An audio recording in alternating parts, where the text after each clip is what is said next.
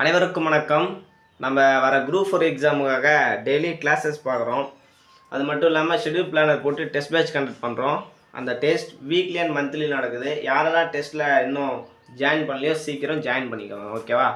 இன்றைக்கி நமக்கு உண்டான கிளாஸ் என்ன அப்படின்னா 6ஆம் வகுப்பு முதல் பருவம் இயல் 2 இயற்கை இன்பம். அந்த இயற்கை இன்பத்தில் படிக்க வேண்டிய பாடத்தலைப்புகள் என்னென்ன அப்படின்னு பார்த்துட்டு நம்ம படிக்கலாம், சரியா? சிலப்பதிகாரம். ஃபஸ்ட்டு சிலப்பதிகாரம் கவிதை பிழையில். சிலப்பதிகாரத்தின் ஆசிரியர் யார் அப்படின்னு பார்க்கும்போது இளங்கோவடிகள். சிலப்பதிகாரத்தின் ஆசிரியர் யார்? இளங்கோவடிகள். இந்த இளங்கோவடிகளை பற்றி நூல்வெளியில் நமக்கு தந்திருப்பாங்க, சரியா? அப்போது அந்த நூல்வெளியை பார்த்துட்டு அதுக்கப்புறமேட்டு இந்த பாடலுக்கு வரலாம். நூல்வெளி. சிலப்பதிகாரம் என்னும் காப்பியத்தை இயற்றியவர் இளங்கோவடிகள். நம்ம ஆல்ரெடி சொன்னது போல் சிலப்பதிகாரத்தின் ஆசிரியர் யார்? இளங்கோவடிகள். இவர் சேர மன்னர் மரபை சேர்ந்தவர் என்று சிலப்பதிகார பதிகம் கூறுகிறது. இவர் சேர மன்னர் மரபை சேர்ந்தவர் அப்படின்னு சிலப்பதிகார பதிகம் தான் கூறுகிறது. இவர் சேர மன்னர் மரபை சேர்ந்தவர் என்று எந்த நூல் கூறுகிறது அப்படின்னு கேட்டதுன்னா எந்த நூல்? சிலப்பதிகார பதிகம், சரியா? இவர் காலம் கிபி 2ஆம் நூற்றாண்டு. இவருடைய காலம் கிபி 2ஆம் நூற்றாண்டு. ஐம்பெருங்காப்பியங்களுள் ஒன்று சிலப்பதிகாரம். அப்போ அந்த ஐம்பெருங்காப்பியங்கள் என்னென்ன? சிலப்பதிகாரம், மணிமேகலை, சீவக சிந்தாமணி, வளையாபதி, குண்டலகேசி, சரியா? அந்த ஐம்பெருங்காப்பியங்களிலே முதன்மையான காப்பியம் சிலப்பதிகாரம் தான், சரியா? அது சொல்லியிருக்காங்க பாருங்கள். இதுவே தமிழின் முதல் காப்பியம். இதுதான் தமிழுடைய முதல் காப்பியம், சரியா? இது முத்தமிழ் காப்பியம், குடிமக்கள் காப்பியம் என்றெல்லாம் போற்றப்படுகிறது. இந்த சிலப்பதிகாரம் முத்தமிழின் காப்பியம், குடிமக்கள் காப்பியம் அப்படிலாம் போற்றப்படுகிறது. சிலப்பதிகாரமும் மணிமேகலையும் இரட்டை காப்பியங்கள் என்று அழைக்கப்படுகின்றன, ஓகேவா? சிலப்பதிகாரம் என்னும் காப்பியத்தை இயற்றியவர் இளங்கோவடிகள். இவர் சேர மன்னர் மரபை சேர்ந்தவர். இவருடைய காலம் கிபி 2ஆம் நூற்றாண்டு. ஐம்பெருங்காப்பியங்களுள் ஒன்று சிலப்பதிகாரம். இது தமிழின் முதல் காப்பியம். இது முத்தமிழ் காப்பியம், குடிமக்கள் காப்பியம் என்றெல்லாம் போற்றப்படுகிறது. சிலப்பதிகாரமும் மணிமேகலையும் இரட்டை காப்பியங்கள் என்று அழைக்கப்படுகின்றன. இந்த சிலப்பதிகார பாடல் திங்கள், ஞாயிறு, மழை ஆகிய இயற்கையை வணங்கி பிறகுதான் தொடங்குகிறது அப்படின்னு சொல்லியிருக்காங்க. சரி, ஃபஸ்ட்டு அந்த பாடலை பார்த்துட்டு அதுக்கப்புறம் சொல்லும் பொருளும் பார்க்கலாம். திங்களை போற்றுதும் திங்களை போற்றுதும் கொங்கல தார்ச்சென்னி குளிர்வெண்குடை போன்று இவ்வங்கன் உலகு அளித்தலான். திங்களை போற்றுதும் திங்களை போற்றுதும் கொங்கல தார்ச்சென்னி குளிர்வெண்குடை போன்று இவ்வங்கன் உலகு அளித்தலான். ஞாயிறு போற்றுதும் ஞாயிறு போற்றுதும் காவேரி நாடன் திகிரிப்போல் பொற்கோட்டு மேரு வளம் திரிதலான். ஞாயிறு போற்றுதும் ஞாயிறு போற்றுதும் காவேரி நாடன் திகிரிப்போல் பொற்கோட்டு மேரு வளம் திரிதலான். மாமழை போற்றுதும் மாமழை போற்றுதும் நாம நீர்வேலி உலகிற்கு அவன் அளிப்போல் மேல் நின்று தான் சுரத்தலான். மாமழை போற்றுதும் மாமழை போற்றுதும் நாம நீர்வேலி உலகிற்கு அவன் அளிப்போல் மேல் நின்று தான் சுரத்தலான். இளங்கோவடிகள். இந்த பாடலுடைய பொருள் என்ன அப்படின்னா கீழே கொஞ்சம் கொடுத்துருக்காங்க. திங்களை போற்றுதும் திங்களை போற்றுதும் வான் நிலாவை போற்றுவோம் வான் நிலாவை போற்றுவோம் கொங்கல தார்ச்சென்னி குளிர் வெண்குடை போன்று இவ்வங்கன் உலகு அளித்தலான். அதாவது மாலை அணிந்த சோழனின் குளிர்ந்த வெண்குடை போல அருளை வழங்கும் வானிலாவை போற்றுவோம் வானிலாவை போற்றுவோம், சரியா? சோழனுடைய குளிர் வெண்குடை போல இந்த திங்கள் உலகிற்கு அருளை வழங்குகிறது அப்படின்னு சொல்லியிருக்காங்க, ஓகேவா? அடுத்தது ஞாயிறு போற்றுதும் ஞாயிறு போற்றுதும் காவேரி நாடன் திகிரிப்போல் பொற்கோட்டு மேரு வளம் தெரிதலான். கதிரவனை போற்றுவோம் கதிரவனை போற்றுவோம். அந்த காவேரி நாடன் சோழனின் ஆணை சக்கரம் போலவே இமயத்தை வலம் வரும் கதிரவனை போற்றுவோம் அப்படின்னு சொல்லியிருக்காங்க. அடுத்தது மாமழை போற்றுதும் மாமழை போற்றுதும் நாம நீர்வேலி உலகிற்கு அவன் அளிப்போல் மேலின்று தான் சுரத்தலான். வான்மழையை போற்றுவோம் வான்மழையை போற்றுவோம் கடல் சூழ் உலகுக்கு அருளை பொழியும் மன்னனைப் போல முகில்வழி சுரக்கும் வான்மழையை போற்றுவோம் வான்மழையை போற்றுவோம், சரியா? இதனுடைய சொல்லும் பொருளும். திங்கள்னா நிலவு நமக்கு தெரியும். பொற்கோட்டு அப்படின்னா பொன்மயமான சிகரம் பொன்மயமான சிகரம். கொங்கு அப்படின்னா மகரந்தம். மேரு இமயமலை. அலர்னா மலர்தல். திகிரி ஆணை சக்கரம். அலினா கருணை. நாமநீர்னா அச்சம் தரும் கடல். இதில் நமக்கு என்னெல்லாம் ட்விஸ்ட் ஆகும் அப்படின்னா திகிரி ஆணை சக்கரம், சரியா? அதே போல் மேரு இமயமலை. மதிப்பீடு புக் பேக் கொஸ்டின்ஸ். சரியான விடையை தேர்ந்தெடுத்து எழுதுக. கழுத்தில் சூடுவது, கழுத்தில் என்ன சூடுவாங்க? மாலை, அப்போ தார். கழுத்தில் சூடுவது தார். கணையாழி, கணையாழி எதில் சூடுவது அப்படின்னா மோதிரம், கையில் சூடுவது, சரியா? தண்டை காலில் சூடுவது. மேகலை ஒட்டியானம் இடுப்பில் சூடுவது, சரியா? தார் மாலை கழுத்தில் சூடுவது. கணையாழி அப்படின்னா மோதிரம் விரலில் சூடுவது. தண்டைனா காலில் சூடுவது. மேகலை அப்படின்னா கதிரவனின் மற்றொரு பெயர் ஞாயிறு. வெண்கொடை என்னும் சொல்லை பிரித்து எழுத கிடைப்பது வெண்மை ப்ளஸ் கொடை. பொற்கோட்டை பிரித்து எழுத கிடைப்பது பொன் ப்ளஸ் கோட்டு. பொன் ப்ளஸ் கோட்டு. அடுத்தது கொங்கலர். கொங்கு ப்ளஸ் அலர் கொங்கலர். கொங்கலர். அவன் ப்ளஸ் அலிப்போல் அவன் அலிப்போல். அவன் அலிப்போல், சரியா? இங்கே மோனை எதுக எடுத்து எழுத சொல்கிறாங்க. மோனை என்றால் என்ன, எதுக என்றால் என்ன? கமெண்ட் பண்ணுங்கள் பார்ப்போம். அடுத்ததான் நம்ம பார்க்கக்கூடிய கவிதை பிழை காணி நிலம். இந்த காணி நிலம் பாடல் எப்படி இருக்கும் அப்படின்னா, நம்ம பாரதியார் ஒரு தெய்வத்துக்கிட்ட அவருடைய கனவு இல்லம் எப்படிலாம் இருக்கணும் அப்படின்னு ஒரு பாடலாக பாடுறாரு. அப்பேற்பட்ட பாடல் தான் இது. அதை பற்றி பார்க்கறதுக்கு முன்னாடி இந்த காணி நிலத்தின் ஆசிரியர் பாரதியை பற்றி நூல்வெளியில் பார்த்துட்டு வந்துடலாம், சரியா? நூல்வெளி. 20ஆம் நூற்றாண்டின் இணையற்ற கவிஞர் பாரதியார். 20ஆம் நூற்றாண்டின் இணையற்ற கவிஞர் யார்? பாரதியார். ஏன்னா 20ஆம் நூற்றாண்டு இணையற்ற கவிஞர் கொடுத்துட்டு பாரதியார், பாரதிதாசன், சுரதா அப்படிலாம் கொடுத்துட்டாங்கன்னா நம்ம கன்ஃபியூஸ் ஆகக்கூடாது, சரியா? 20ஆம் நூற்றாண்டின் இணையற்ற கவிஞர் பாரதியார். அவரது இயற்பெயர் சுப்பிரமணியன். இவருடைய இயற்பெயர் சுப்பிரமணியன். இளமையிலேயே சிறப்பாக கவி பாடும் திறன் பெற்றவர். இளமையிலேயே சிறப்பாக கவி பாடும் திறன் பெற்றவர். எட்டயபுர மன்னரால் பாரதி என்னும் பட்டம் வழங்கி சிறப்பிக்கப்பட்டவர். இவர் இளமையிலேயே சிறப்பாக கவி பாடும் திறன் பெற்றதால் எட்டயபுர மன்னரால் பாரதி என்னும் பட்டம் வழங்கி சிறப்பிக்கப்பட்டார். சுப்பிரமணியன் என்னவானார்? பாரதியா மாறிட்டார், சரியா? தம் கவிதையின் வழியாக விடுதலை உணர்வை ஊட்டியவர். தன்னுடைய கவிதையின் வாயிலாக விடுதலை உணர்வை ஊட்டியவர். மண் உரிமைக்காகவும் பெண் உரிமைக்காகவும் பாடியவர். மண் உரிமைக்காகவும் பெண் உரிமை, மண்ணுரிமை பெண் உரிமை பாடியவர் பாரதி, ஞாபகம் வச்சுக்கோங்க, சரியா? நாட்டுப்பற்றும் மொழிப்பற்றும் மிக்க பாடல்கள் பலவற்றை படைத்தவர் பாரதி. அதே போல் இவருடைய இயற்றிய நூல்கள் என்னென்ன அப்படின்னு பார்க்கும்போது பாஞ்சாலி சபதம், கண்ணன் பாட்டு, குயில் பாட்டு. இந்த புத்தகத்தில் இவ்வளோதான் இருக்குது. புத்தக வயசே நம்ம போவோம், சரியா? பாஞ்சாலி சபதம், கண்ணன் பாட்டு, குயில் பாட்டு, சரியா? பாஞ்சாலி கண்ணன் ரெண்டுமே மேட்சிங், சரியா? கண்ணன் பாஞ்சாலி, அதே போல் குயில் பாட்டு ஞாபகம் வச்சுக்கோங்க. காணி நீளம் வேண்டும் பராசக்தி சக்தி.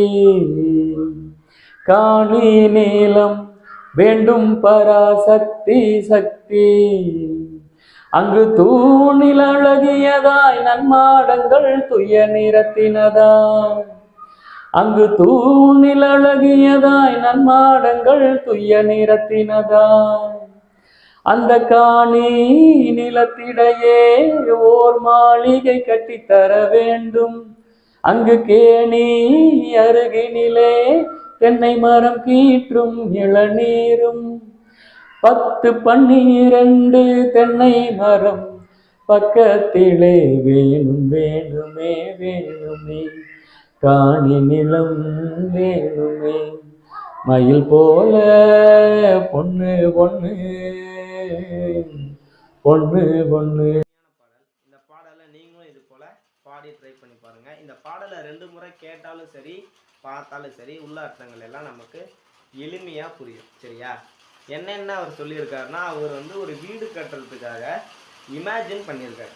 எப்படியெல்லாம் இமேஜின் பண்ணியிருக்காரு அப்படின்னா, ஒரு காணி அளவு நிலம் வேண்டும், அதில் நன்மாடங்கள் கொண்ட ஒரு மாளிகை வேண்டும். நன்மாடங்கள் அப்படின்னா அடுக்குகள், அடுக்குகள் கொண்ட ஒரு மாளிகை வேண்டும். அந்த மாளிகை பக்கத்தில் ஒரு கேணி இருக்கணும். கேணி அப்படின்னா கிணறு, சரியா?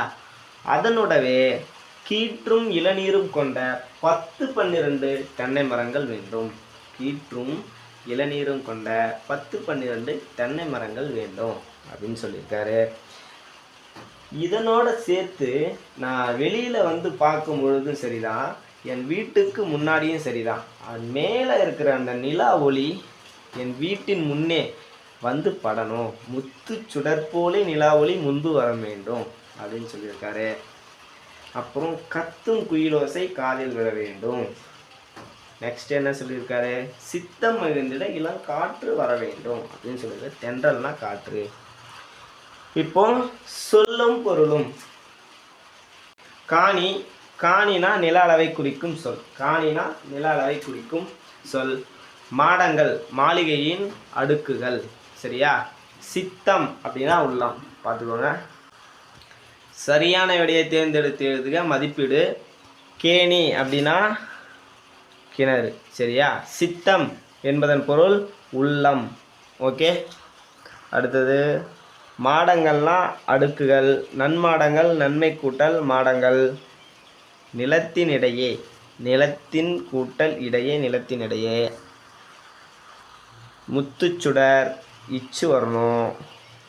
நிலா ஒளி, நிலா ஒளி. ஓகே. அடுத்தது முத்துச்சுடர் போலே நிலா ஒளி இருக்க வேண்டும். தூய நிறத்தில் மாடங்கள் அமைய வேண்டும். சித்தம் மகிழ்ந்திட தென்றல் வர வேண்டும். ஓகேவா?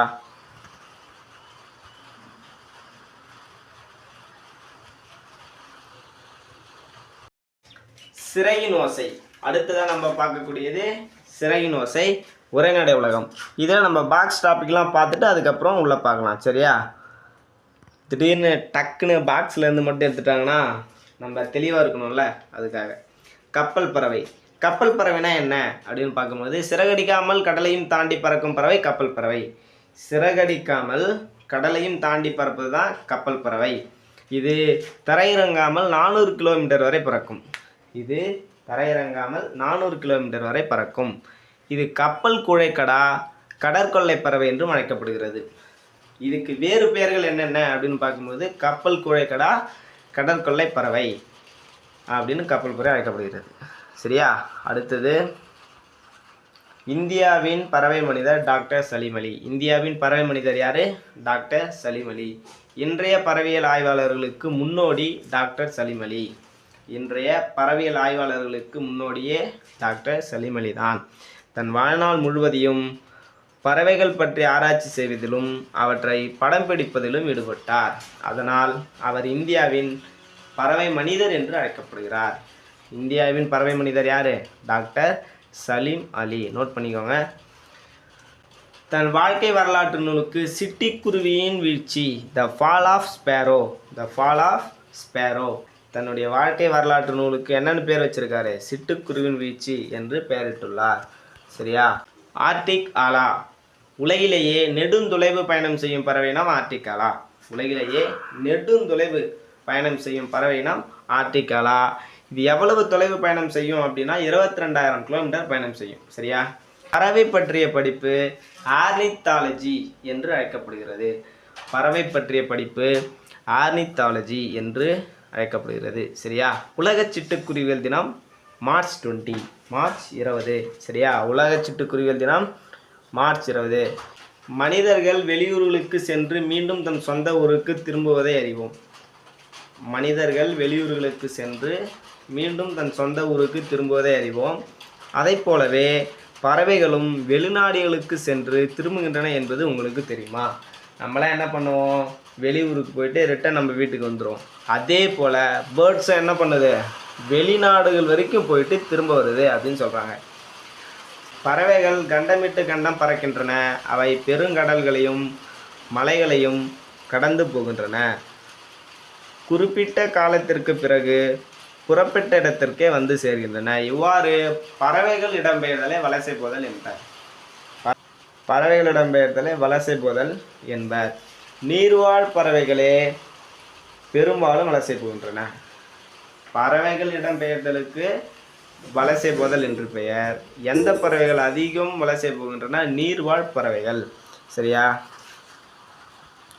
அடுத்தது, உணவு, இருப்பிடம், தட்ப வெப்பநிலை மாற்றம், இனப்பெருக்கம் ஆகியவற்றிற்காக பறவைகள் இடம்பெயர்கின்றன.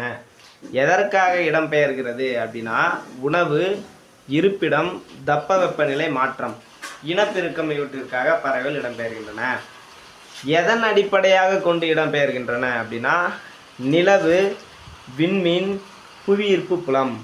நிலவு, விண்மீன், புவியீர்ப்பு புலம். சரியா? அடுத்தது, பொதுவாக வடக்கிலிருந்து தெற்கு நோக்கியும் மேற்கிலிருந்து கிழக்கு நோக்கியும் பறவைகள் வலசை போகின்றன. பறவைகள் தங்களுக்கென ஒரு வழித்தடத்தை தேர்ந்தெடுத்து அந்த பாதையிலேயே பறக்கின்றன. சில பறவை இனங்கள் அதே பாதையில் தாய் நிலங்களுக்கு திரும்புகின்றன. சில பறவை இனங்கள் போவதற்கும் வருவதற்கும் இருவேறு பாதைகளை பயன்படுத்துகின்றன.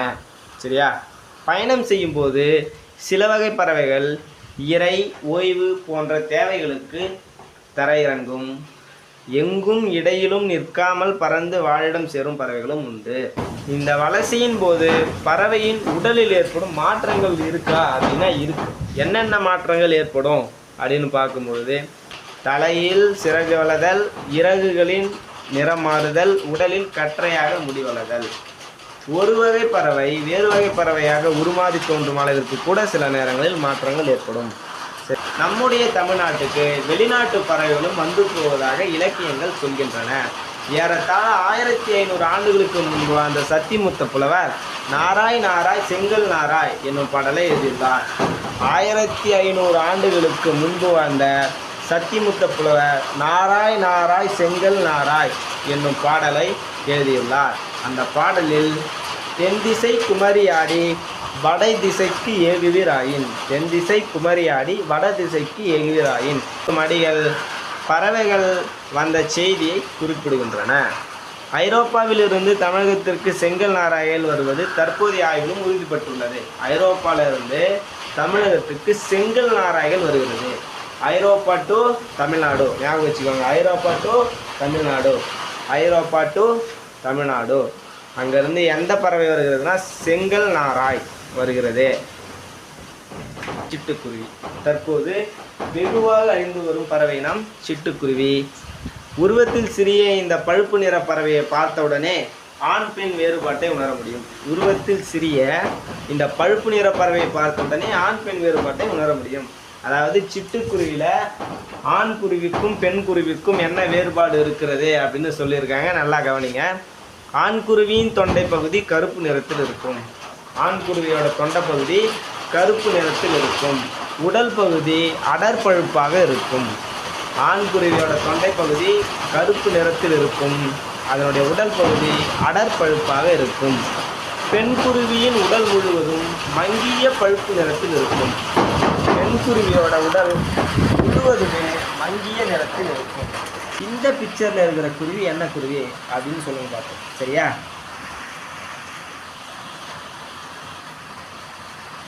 சிட்டுக்குருவி கூடு கட்டி வாழும் பறவை இனத்தை சார்ந்தது. சிட்டுக்குருவி கூடு கட்டி வாழும் பறவை இனத்தை சேர்ந்தது. கூடு கட்டும் காலங்களில் சத்தமிட்டு கொண்டே இருக்கும். சரியா? இந்த சிட்டுக்குருவி கூடு கட்டி வாழும் பறவை இனத்தை தான் சேர்ந்தது. அது மட்டும் இல்லாமல் இது கூடு கட்டிட்டு இருக்கும்போது கத்திக்கிட்டே இருக்கும். சரியா? அதை ஞாபகம் வச்சுக்கோங்க. கூடு கட்டிய பின்பு 3 முதல் 6 முட்டைகளை இடும். கூடு கட்டினதுக்கு அப்புறம் அந்த கூட்டில் 3லிருந்து 6 முட்டையை இடும். சரியா? 14 நாள்கள் அடைகாக்கும். 15ஆம் நாள் குஞ்சுகள் வரும். சரியா? இந்த சிட்டுக்குருவி கூடு கட்டி தான் வாழும். அப்படி கூடு கட்டி வாழ்ந்தாலும் 3 முதல் 6 முட்டைகள் இடும். 3லிருந்து 6 முட்டைகள் இடும். அந்த முட்டைகளை 14 நாள்கள் அடைகாத்து 15ஆம் நாள் குஞ்சு பொரிக்கும். துருவ பகுதிகள் தவிர மனிதன் வாழும் இடங்களில் எல்லா இடங்களிலும் சிட்டுக்குருவிகள் வாழ்கின்றன. இந்தியா முழுவதும் சிட்டுக்குருவிகளை காணலாம். இமயமலைத்தொடரில் 4000 மீட்டர் உயரத்தில் கூட இவை வாழ்கின்றன. இமயமலையில் 4000 மீட்டர் தூரம் வரை இவை காணப்படுகின்றன. இது என்னென்ன சாப்பிடும் அப்படின்னு பார்த்தோம்னா தானியங்கள், புழுப்பூச்சி, மலர் அரும்புகள், இளந்தளிர்கள், தேன் சிட்டுக்குருவிகளின் உணவாகும். சரியா? சிட்டுக்குருவியின் குஞ்சுகள் என்னென்ன சாப்பிடும் அப்படின்னா புழு பூச்சிகளையே உட்கொள்ளும். சிட்டுக்குருவியின் குஞ்சுகள் புழு பூச்சிகளையே உட்கொள்ளும். நாமவே பார்த்துருப்போம் இல்லையா, இந்த சிட்டுக்குருவி என்ன பண்ணோம், கூடு கட்டும். அது கூடு கட்டும் போது கத்திக்கிட்டே இருக்கும். ஆனால் அது எத்தனை முட்டையிடும்? 3லிருந்து 6 முட்டையிடும். அது எப்போ குஞ்சு பொரிக்கும் அப்படின்னா 14 நாள் அடைகாத்து 15வது நாள் தான் குஞ்சு பொரிக்கும். சரியா? அதனுடைய குஞ்சுகளுக்கு சின்ன சின்ன புழுவையும் பூச்சியும் எடுத்து வந்து அதனுடைய வாயால் அது ஊட்டி விடும். சரியா? அதை தான் அங்கே கொடுத்துருக்காங்க. சிட்டுக்குருவின் குஞ்சுகள் பெரும்பாலும் புழு பூச்சிகளையே உட்கொள்ளும். இதனால் தாய்க்குருவி புழு பூச்சிகளை பிடித்து தம் குஞ்சுகளுக்கு ஊட்டிவிடும். சிட்டுக்குருவின் வாழ்நாள் 10 முதல் 13 ஆண்டுகள் ஆகும். குருவினுடைய வாழ்நாள் என்ன அப்படின்னு பார்த்தோம்னா 10 முதல் 13 ஆண்டுகள். 10 முதல் 13 ஆண்டுகள். சிட்டுக்குருவி உருவத்தில் சிறியது ஆனாலும் வேகமாக பறக்கும். இது வந்து உருவத்தில் தான் சிறியது ஆனால் வேகமாக பறக்கும். ஆனால் தான் விரைவாக செல்பவனை கூட சிட்டாய் பறந்து விட்டான் அப்படின்னு சொல்கிறோம். சரியா? இந்த சிட்டுக்குருவிகளுக்கெல்லாம் அழிவின் காரணம் என்ன அப்படின்னு பார்த்தோம்னா பூச்சிக்கொல்லிகளை பயன்படுத்துதல். விவசாயத்தில் பூச்சிக்கொல்லிகளை பயன்படுத்துதல். நவீன கட்டடங்கள் வந்ததால் அதற்கு கூடு கட்ட ஏற்ற இடங்கள் இல்லை. சரியா? தாவர வேலிகளுக்கு மாற்றாக செயற்கை வேலிகள் அமைக்கப்படுகின்றன. எனவே சிட்டுக்குருவிகள் வாழ உகந்த வேலி தாவரங்கள் இல்லை. சிட்டுக்குருவியை காப்பாற்ற நம்ம என்னெல்லாம் பண்ணணும் அப்படின்னு பார்த்தோம்னா ஆள் அரசு போன்ற மரங்களையும் அவரைப்புடலை போன்ற கொடிகளையும் வளர்க்க வேண்டும். ஆள் அரசு போன்ற மரங்களையும் அவரைப்புடலை போன்ற கொடிகளையும் வளர்க்க வேண்டும். தோட்டங்களிலும் வயல்வெளிகளிலும் செயற்கை உரங்கள், பூச்சிக்கொல்லிகள், மருந்துகள் ஆகியவற்றை தெளிப்பதை தவிர்க்க வேண்டும். அடுத்தது காக்கை குருவி எங்கள் ஜாதி. காக்கை குருவி எங்கள் ஜாதி என்று பாரதியார் பாடினார். யார் பாடந்து? காக்கை குருவி எங்கள் ஜாதி பாரதியார் பாடினார்.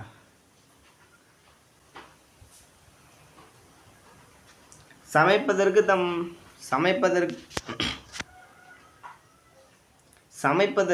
தம் மனைவி வைத்திருந்த சிறிதளவு அரிசியும் முற்றத்தில் இருந்த சிட்டுக்குருவிகளுக்கு மகிழ்வுடன் போட்டுவிட்டு பட்டணியாக இருந்தாராம் பாரதி. தன்னுடைய வீட்டில் வச்சிருந்த அரிசியை கூட டன்னிங்கில் இருக்கிற சிட்டுக்குருவிகள்லாம் போட்டுட்டு பட்டணியாக இருந்தவர் தான் நமது பாரதி. சரியா? மனிதன் இல்லாத உலகில் பறவைகள் வாழ முடியும், பறவைகள் இல்லாத உலகில் மனிதன் வாழ முடியாது என்கிறார் பறவையியல் ஆய்வாளர் சலீம் அலி. சரியா? அதாவது மனுஷன் இல்லாமல் பறவை வாழ முடியும், ஆனால் பறவை இல்லாமல் மனுஷன் வாழ முடியாது அப்படின்னு சொல்லியிருக்காரு. ஓகேவா? Book back. தப்ப வெப்பம் என்னும் சொல்லை பிரித்து எழுத கிடைப்பது தப்பம் கூட்டல் வெப்பம். வேதி உரங்கள் என்னும் சொல்லை பிரித்து எழுத கிடைப்பது வேதி கூட்டல் உரங்கள். ஓகே. தரை இறங்கும் சேர்த்து எழுத கிடைப்பது தரை இறங்கும். ஓகே. வழித்தடம் என்பதை சேர்த்து எழுத கிடைப்பது வழித்தடம். இத்து வரணும். சிட்டுக்குருவி வாழ முடியாத பகுதி துருவ பகுதி. இமயமலையில் சிட்டுக்குருவி எவ்வளோ தூரம் வாழ முடியும்? 4000 மீட்டர். 4000 மீட்டர் ஞாபகம் வச்சுக்கோங்க. ஓகே. மிக நீண்ட தொலைவு பறக்கும் பறவை ஆர்டிக் ஆலா. ஆர்டிக் ஆலா. பறவை வரிசை போவதை பற்றி பாடிய தமிழ் புலவர் சத்திமுத்த புலவர். பறவைகளிடம் பெயர்வது